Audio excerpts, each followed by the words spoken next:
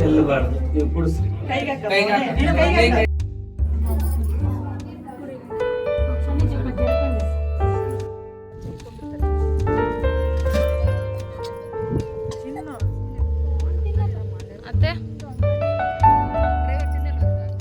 Hello hi friends, ಎಲ್ಲರ ಮನೆಯಲ್ಲಿ ಶ್ರಾವಣ ಬಂತು ಅಂದರೆ ಎಲ್ಲ ದೇವಸ್ಥಾನಗಳಿಗೆ ಹೋಗೋ ಪದ್ಧತಿ ಇದ್ದೇ ಇರುತ್ತಲ್ವ. ಹಾಗೆ ನಾವು ಸಹ ಇಲ್ಲಿ ಬೆಳಗ್ಗೆನೇ ಹೋಗಿಬಿಡಬೇಕು ಅಂತ ಪ್ಲ್ಯಾನ್ ಮಾಡಿಕೊಂಡು ಮೊದಲೇ ಶ್ರಾವಣ ಶನಿವಾರನೇ ಹೋಗೋ ಪ್ಲ್ಯಾನ್ ಇರುತ್ತೆ ಯಾವಾಗಲೂ ನಮ್ಮ ಮನೇಲಿ.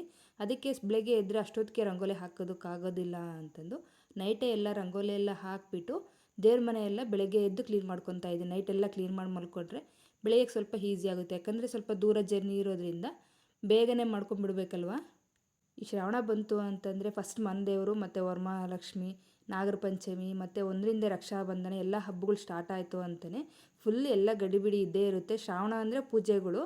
ಅದಕ್ಕೆ ನಾನು ಮೊದಲೇ ಶ್ರಾವಣ ಶನಿವಾರದಿಂದ ಮನೆಯಲ್ಲೇ ಸಹ ಎಲ್ಲ ಪೂಜೆ ಮಾಡ್ಕೊಂಡು ಹೋಗೋಣ ಅಂತ ಇಲ್ಲಿ ಕ್ಲೀನ್ ಮಾಡ್ಕೊಳ್ತಾ ಇದ್ದೀನಿ. ದೀಪದ ಸಾಮಾನು ತೊಳೆಯುವಾಗ ಸ್ವಲ್ಪ ಸಬೀನ ಮತ್ತು ನಿಂಬೆಹಣ್ಣನ್ನ ಬಳಸಿ ತೊಳೆದು ಈ ಥರ ಟೈಟಾಗಿ ಬಟ್ಟೆ ಒರೆಸ್ಬಿಟ್ರೆ ನಾವು ವಾರ ಬರೋ ತನಕನಾದರೂ ಚೆನ್ನಾಗಿರುತ್ತೆ ದೀಪ ಎಲ್ಲ ಸಾಮಾನುಗಳೆಲ್ಲ. ನಾನು ದೇವ್ರ ಮೇಲೆ ಕ್ಲೀನ್ ಮಾಡ್ಕೊಂಡು ಫೋಟೋ ಎಲ್ಲ ತೊಳೆದು ಬೊಟ್ಟಿಟ್ಟು ಇಲ್ಲಿ ಮುಖವಾಡ ಧರಿಸ್ತೀವಲ್ವ ನಾವು ಲಕ್ಷ್ಮಿಗೆ, ಸ್ವಲ್ಪ ಕಾಡಿಗೆ ಇಟ್ಕೊಳ್ತೀನಿ. ಮುಖ ಬರೀ ಚೆನ್ನಾಗಿ ಕಾಣೋದಿಲ್ಲ ಅಂತಂದು ಕಣ್ಣಿಗೆ ಸ್ವಲ್ಪ ಕಣ್ಣಿನ ಆಕಾರ ಬರೋ ರೀತಿಲಿ ಕಾಡಿಗೆ ಹಚ್ಕೊಳ್ತಾ ಇದ್ದೀನಿ. ಐಲೈನರ್ ಇರುತ್ತಲ್ಲ ಅದರಿಂದನೇ ಈ ಥರ ಮಾಡ್ಕೊಳ್ತಾ ಇದ್ದೀನಿ. ಈ ಥರ ಮಾಡಿದ್ರೆ ಮುಖ ಚೆನ್ನಾಗಿ ಕಾಣ್ತಾ ಇರುತ್ತೆ ಲಕ್ಷ್ಮಿ ಥರ. ಅದು ನೋಡಿ, ಎಲ್ಲ ಪೂಜೆ ಎಲ್ಲ ಮುಗಿಸ್ಕೊಂಡು ಈಗ ಹೂವು ಎಲ್ಲ ಇಟ್ಟಿದ್ದಾಯ್ತಲ್ವ, ಎಲ್ಲ ರೆಡಿ ಮಾಡಿಬಿಟ್ಟು ದೀಪ ಹಚ್ಕೊಳ್ತಾ ಇದ್ದೀನಿ. ಇಲ್ಲಿ ನಮ್ಮ ಅಪ್ಪಾಜಿ ಹೇಳ್ತಿದ್ರು ದೀಪ ಹಚ್ಚಿದ ಮೇಲೆ ನಾವು ಅದಕ್ಕೆ ಅರಿಶಿನ ಕುಂಕುಮ ಮತ್ತು ಹೂವು ಇಟ್ಬಿಟ್ಟು ಅಕ್ಷತೆ ಕಾಳು ಹಾಕಬೇಕು ಅಂತಂದು ಎಲ್ಲ ರೆಡಿ ಆದಮೇಲೆ ದೀಪ ಹಚ್ಚಿ ನಾನು ಇಲ್ಲಿ ಅರಿಶಿನ ಕುಂಕುಮ ಇಟ್ಕೊಳ್ತಾ ಇದ್ದೀನಿ. ಈಗ ಈ ಥರ ಮಾಡಿದ್ರೆ ನಮಗೆ ದೀಪ ಉರಿತಾ ಇರುತ್ತಲ್ಲ ಒಂಥರ ಜೀವ ಬಂದಂಗೆ ಅಂತ ಹೇಳ್ತಾಯಿದ್ರು.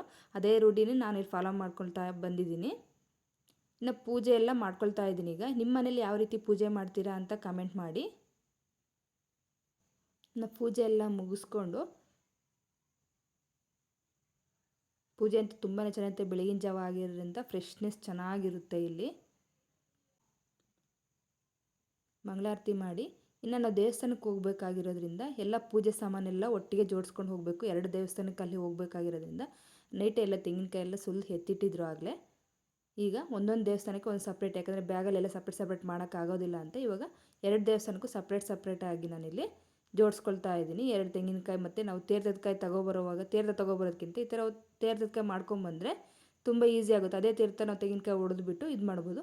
ಮತ್ತು ದೇವಸ್ಥಾನಕ್ಕೆ ಅಕ್ಕಿ, ಬೇಳೆ, ಬೆಲ್ಲ ವರ್ಷಕ್ಕೊಂದ್ಸತಿ ಹೋಗೋದ್ರಿಂದ ನಾವು ಎಲ್ಲ ಪ್ರತಿಯೊಂದು ದೇವಸ್ಥಾನಕ್ಕೂ ಈ ಥರ ತೊಗೊಂಡೋಗಿ ಕೊಟ್ಟು ಬಂದುಬಿಡ್ತೀವಿ ಒಂದೇ ಸತಿ. ನಾವು ಇಲ್ಲಿ ಸಪ್ರೇಟ್ ಜೋಡಿಸ್ಬಿಟ್ರೆ ಅಲ್ಲಿ ನಮ್ಗೆ ಈಸಿ ಆಗುತ್ತೆ ಅಂತ ಎಲ್ಲ ಜೋಡಿಸ್ಕೊಂತೀವಿ. ಬಿಡಿ ಹೂವು ಸ್ವಲ್ಪನೇ, ಹಾರ ಇರೋದ್ರಿಂದ ಸ್ವಲ್ಪನೇ ಹೂವು ಇಟ್ಕೊಂಡಿರ್ತೀನಿ ಅಷ್ಟೇ ಇಲ್ಲಿ.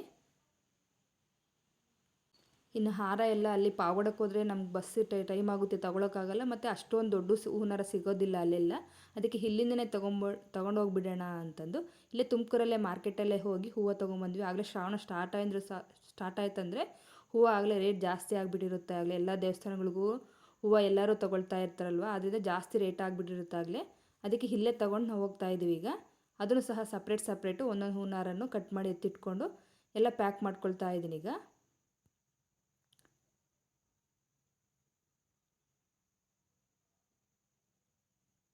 ಎಲ್ಲ ಒಂದು ಬ್ಯಾಗಿಗೆ ಸಪ್ರೇಟ್ ಎಲ್ಲ ಇಟ್ಕೊಳ್ತಾ ಇದ್ದೀನಿ. ಈಗ ಬೆಳಗ್ಗೆ 7 ಗಂಟೆಗೆ ಬಸ್ ಇರೋದ್ರಿಂದ ಬೇಗನೆ ಹೋಗಿಬಿಡ್ಬೇಕು ಅಂತ ಇಲ್ಲಿ ನಾವಿಲ್ಲೇ ಬೈಕಲ್ಲೇ ಹೋಗ್ತಾ ಇದ್ದೀವಿ. ಬೈಕಲ್ಲಿ ಬಸ್ ಸ್ಟ್ಯಾಂಡಲ್ಲಿ ಹಾಕಿಬಿಟ್ಟು ಹೋಗಿಬಿಡೋಣ ಅಂತಂದು ನಾನು, ನಮ್ಮ ಮನೆಯವರು, ನನ್ನ ಮಗ, ಅತ್ತೇನ ಆಗಲೇ ಬಿಟ್ಟು ಬಂದಿದ್ದಾರೆ. ಅಲ್ಲಿ ಬಸ್ ಸ್ಟ್ಯಾಂಡಿಗೆ ಬಂದರೆ ನಾವು ಬಸ್ ಆಗಲೇ ಹೋಗ್ಬಿಟ್ಟಿತ್ತು. ಅಲ್ಲಿಗೆ ಇನ್ನೂ ಒಂದು ಅರ್ಧ ಗಂಟೆ ಮುಕ್ಕಾಲು ಗಂಟೆ ಕಾಯೋಗಾಯಿತು. ಅಲ್ಲೇ ಕಾದ್ಕೊಂಡು 8 ಗಂಟೆ ಹಂಗೆ ಬಸ್ ಬಂದಿದ್ದು. ಅಲ್ಲಿ ಕವಿತಾ ಬರ್ತಾ ಇರೋದ್ರಿಂದ ತಂಗಿ ಅವಳೇ ಸೀಟ್ ಹಾಕ್ಕೊಂಬಂದಿದ್ಲು. ಆದ್ದರಿಂದ ಒಬ್ರ ಮೇಲೆ ಒಬ್ರು ಕೂತ್ಕೊಂಡು ಹಂಗೆ ಅಡ್ಜಸ್ಟ್ ಮಾಡ್ಕೊಂಡ್ಬಿಟ್ವಿ. ಇನ್ನು ಅಲ್ಲಿ ಅತ್ತೆರ ಮನೆಯೆಲ್ಲ ಹೋಗಿಬಿಟ್ಟು ಅಲ್ಲೆಲ್ಲ ಬಾಕ್ಸ್ ಎಲ್ಲ ಅತ್ತೆನೇ ಅಡುಗೆ ಎಲ್ಲ ಮಾಡಿದ್ರಲ್ವ, ಎಲ್ಲ ಊಟ ಎಲ್ಲ ಪ್ಯಾಕ್ ಮಾಡಿಕೊಂಡು ಇಲ್ಲಿ ಇನ್ನೋವಾ ಗಾಡಿ ಮಾಡಿದ್ದಾರೆ, ಅದರಲ್ಲೆಲ್ಲ ಹೋಗ್ತಾ ಇದ್ದೀವಿ ದೇವಸ್ಥಾನಕ್ಕೆ. ಅಲ್ಲೆಲ್ಲ ಬೆಟ್ಟದ ಮೇಲೆ ಹೋಗಬೇಕಾಗಿರೋದ್ರಿಂದ ನಮ್ಮ ಮನೆದೇವ್ರು ಬಂದುಬಿಟ್ಟು ಶ್ರೀ ಲಕ್ಷ್ಮೀ ರಂಗನಾಥ ಸ್ವಾಮಿ ಅಂತಂದು ಬೆಟ್ಟದ ಮೇಲಿರೋದು, ಆಗಿನ ಕಾಲಕ್ಕೆ ಕಟ್ಟಿರೋದು ದೇವಸ್ಥಾನ ಅದು. ಇಲ್ಲಿ ಹುಡುಗರು ಎಲ್ಲ ಸಹ ಸೇರಿಕೊಂಡು ಎಲ್ಲ ಇದು ಸಬ್ಸ್ಕ್ರೈಬ್ ಮಾಡಿ ಅಂತ ಕೇಳ್ತಿದ್ದಾರೆ. ಪ್ಲೀಸ್ ನಮ್ಮ ಚಾನಲ್ ಇನ್ನೂ ಸಬ್ಸ್ಕ್ರೈಬ್ ಮಾಡದೆ ನೋಡ್ತಾ ಇದ್ದರೆ ಪ್ಲೀಸ್ ಸಬ್ಸ್ಕ್ರೈಬ್ ಮಾಡ್ಕೊಂಡು ವಿಡಿಯೋ ನೋಡಿ. ತುಂಬ ವ್ಯೂ ಚೆನ್ನಾಗಿತ್ತು ಈ ಸತಿ. ಕ್ಲೈಮೇಟ್ ಅಂತೂ ತುಂಬಾ ಚೆನ್ನಾಗಿತ್ತು. ಬಿಸಿಲು ಯಾವಾಗಲೂ ಬಿಸಿಲಿರ್ತಾಯಿತ್ತು. ಈ ಸತಿ ಮಳೆ ಬರ್ತಾ ಇರೋದ್ರಿಂದ ತಂಪಾಗಿತ್ತಲ್ವ, ಚೆನ್ನಾಗಿತ್ತು, ನಮಗೆ ಒಂಥರ ಪೀಸ್ಫುಲ್ಲಾಗಿತ್ತು ಅಂತ ಹೇಳ್ಬೋದು. ಇನ್ನು ಎಲ್ಲರೂ ತೊಗೊಂಡು ದೇವಸ್ಥಾನದೆಲ್ಲ ತೊಗೊಂಡು ಅವರೆಲ್ಲ ಹೋಗ್ತಾಯಿದ್ದಾರೆ. ಇಲ್ಲಿ ಕಡೆ ನಮ್ಮ ಮನೆಯವರು ಇವರು ಬೈಕಲ್ಲಿ ಬರ್ತೀರಿ, ಹೆಣ್ಮಕ್ಳೆಲ್ಲ ಸೇರ್ಕೊಂಡು ಕಾರಲ್ಲಿ ಬಂದಿದ್ದಾಯಿತು. ನಾವು ಗಂಡು ಮಕ್ಕಳೆಲ್ಲ ಬೈಕಲ್ಲಿ ಬರ್ತಾಯಿದ್ರು ಅವರೆಲ್ಲ. ನನ್ನ ಮೈದಾನು ನಾವು ಇವರಿದ್ದಾರೆ ಅಂತಂದರೆ ನಮಗೇನು ಕೈಯಲ್ಲಿ ಏನೂ ಇಟ್ಕೊಳಕ್ಕೆ ಕೊಡೋದೇ ಇಲ್ಲ, ಎಲ್ಲ ಅವರೇ ಇಟ್ಕೊಂಬಂದುಬಿಡ್ತಾರೆ. ಈ ಥರ ಫ್ಯಾಮಿಲಿ ಸಮೇತ ಬಂದರೆ ತುಂಬ ಚೆನ್ನಾಗಿರುತ್ತೆ. ಒಬ್ಬೊಬ್ಬರೇ ಬಂದೋದ್ರೆ ಅಷ್ಟೊಂದು ಎಂಜಾಯ್ ಮಾಡೋ ಹಾಗಿರಲ್ಲಲ್ವ ದೇವಸ್ಥಾನಗಳಿಗೆ. ನೋಡಿ, ಒಂದು ಸಹ ಬ್ಯಾಗ್ ಕೂಡ ಕೊಡ್ದಂಗೆ ನಮಗೆ ಅವರೇ ಎಲ್ಲ ತೊಗೊಂಬರ್ತಾ ಇದ್ದಾರೆ. ಈ ಕಡೆ ದೇವಸ್ಥಾನ ಇನ್ನೂ ಸ್ವಲ್ಪ ಎಲ್ಲ ಆಲ್ಟ್ರೇಷನ್ ನಡೀತಾ ಇದೆ ಈಗ. ಆಗಲೇ ಬಂದ ತಕ್ಷಣ ಪೂಜೆ ಹೂವು ಎಲ್ಲ ಕೊಡ್ತಾಯಿದ್ರು. ಆಲ್ರೆಡಿ ಎಲ್ಲ ಆಗಲೇ ಫಸ್ಟ್ ಪೂಜೆ ಆಗೋಗಿತ್ತು, ನಾವು ಬರೋದ್ರೊಳಗೆ ಲೇಟ್ ಆಗಿತ್ತಲ್ವ. ಈ ಕಡೆ ನಾವು ಸಹ ಬಂದು ಇಲ್ಲೆಲ್ಲ ಪೂಜೆಗೆ ಕೊಟ್ಟಿದ್ದೀವಿ. ಈಗ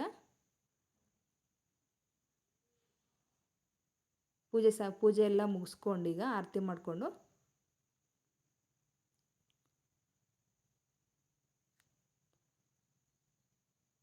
ಮಂಗಳಾರತಿ ತೊಗೊಂಡು ಇನ್ನೆಲ್ಲ ಮುಗೀತಲ್ವ, ಎಲ್ಲ ಹೋಗುವಾಗ ಫೋಟೋ ತೆಗೆಸ್ಕೊಂಬಿಡೋಣ ಎಲ್ಲ ಗ್ರೂಪಲ್ಲಿ ಅಂತಂದು ಇಲ್ಲೆಲ್ಲ ತೆಗೆಸ್ಕೊಳ್ತಾ ಇದ್ದೀವಿ. ಈಗ ಬಂದಿರೋದು ಇದೆ ಅಲ್ವ ಮೆಮೊರಿ ಅಂತ ಉಳಿಯೋದು, ಫೋಟೋ ತೆಗೆಸ್ಕೊಂಡ್ಬಿಟ್ರೆ ಚೆನ್ನಾಗಿರುತ್ತೆ ಅಂತ ಇಲ್ಲೆಲ್ಲ ತೆಗೆಸ್ಕೊಳ್ತಾ ಇದ್ವಿ. ಇನ್ನು ಅಲ್ಲೆಲ್ಲ ಮುಗಿಸ್ಕೊಂಡು ಉಚ್ಚಿಲೋಡಲ್ಲಿ ಶ್ರೀ ಆಂಜನೇಯ ಸ್ವಾಮಿದು ದೇವಸ್ಥಾನ ಇದೆ, ಅಲ್ಲಿ ತಪ್ಪದೆ ಹೋಗ್ತೀವಿ ನಾವು. ಅಲ್ಲಿ ಮಂದೇವ್ರಿಗೆ ಹೋಗಿದ್ದೀವಿ ಅಂದರೆ ಇಲ್ಲಿ ಆಂಜನೇಯ ಸ್ವಾಮಿಗೂ ಸಹ ಬಂದು ಹೋಗ್ತೀವಿ. ಇಲ್ಲಿ ಅಲ್ಲೆಲ್ಲ ದರ್ಶನ ಮಾಡಿಕೊಂಡು ಇನ್ನು ಊಟಕ್ಕೆ ಬಂದು ಕೂತ್ಕೊಂಡಿದ್ದೀವಿ ಎಲ್ಲರೂ ಈಗ ಒಟ್ಟಿಗೆ. ಈ ಥರ ಎಲ್ಲ ಮನೆಯಲ್ಲೇ ಹೋಗಿ ಹತ್ರ ಇರುತ್ತೆ, ತಿನ್ಕೊಬೋದು. ಆದರೆ ಈ ಥರ ಹೊರಗಡೆ ಬಂದಿರ್ತೀವಲ್ಲ, ಈ ಥರ ಊಟ ಮಾಡೋದ್ರಿಂದ ಚೆನ್ನಾಗಿರುತ್ತೆ. ಹೆಂಗೋ ಅತ್ತೆ ಎಲ್ಲ ಮಾಡಿ ಕಳಿಸಿದ್ವಲ್ಲ ಇವರೆಲ್ಲ ಸೇರಿಕೊಂಡು ಇಲ್ಲಿ ಬಂದುಬಿಟ್ಟು ಎಲ್ಲ ಊಟ ಮಾಡ್ಕೊಳ್ತಾ ಇದ್ದೀವಿ. ಈಗ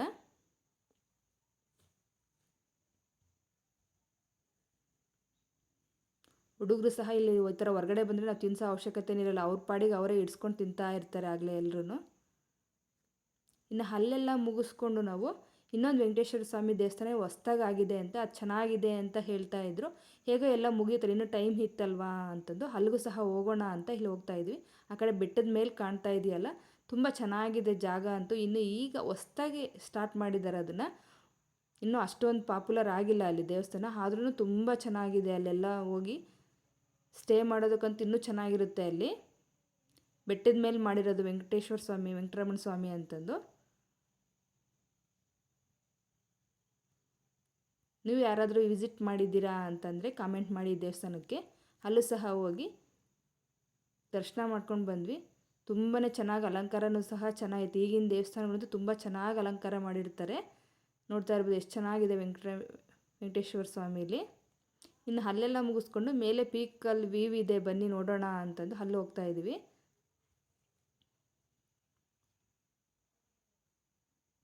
ಇಲ್ಲಿ ಮೇಲೆ ಬಂದುಬಿಟ್ಟು ಇಲ್ಲಿ ಗುಡ್ಡ ಪಾವಡದ ಬೆಟ್ಟ ಅಂತ ಹೇಳ್ತಾ ಇದ್ರಲ್ಲೆಲ್ಲ, ಅಲ್ಲಿ ಸಹ ಎಲ್ಲ ಒಂದು ವಿಡಿಯೋ ಮಾಡಿಕೊಂಡು ಇಲ್ಲಿ ಒಂದು ಫ್ಯಾಮಿಲಿ ಗ್ರೂಪ್ ಸಮೇತ ಒಂದು ಫೋಟೋ ತೆಗೆಸ್ಕೊಳ್ತಾ ಇದ್ದೀವಿ. ಇಲ್ಲಿ ಚೆನ್ನಾಗಿತ್ತು, ಇಲ್ಲೂ ಸಹ ಸಖತ್ತು ಗಾಳಿ ಇತ್ತು ಇಲ್ಲಿ. ಓಕೆ ಫ್ರೆಂಡ್ಸ್, ಬಾಯ್. ನಿಮ್ಗೆ ಈ ವಿಡಿಯೋ ಇಷ್ಟ ಆಗಿದರೆ ಒಂದು ಲೈಕ್ ಮಾಡಿ ಅಂತ ಹೇಳ್ತೀನಿ.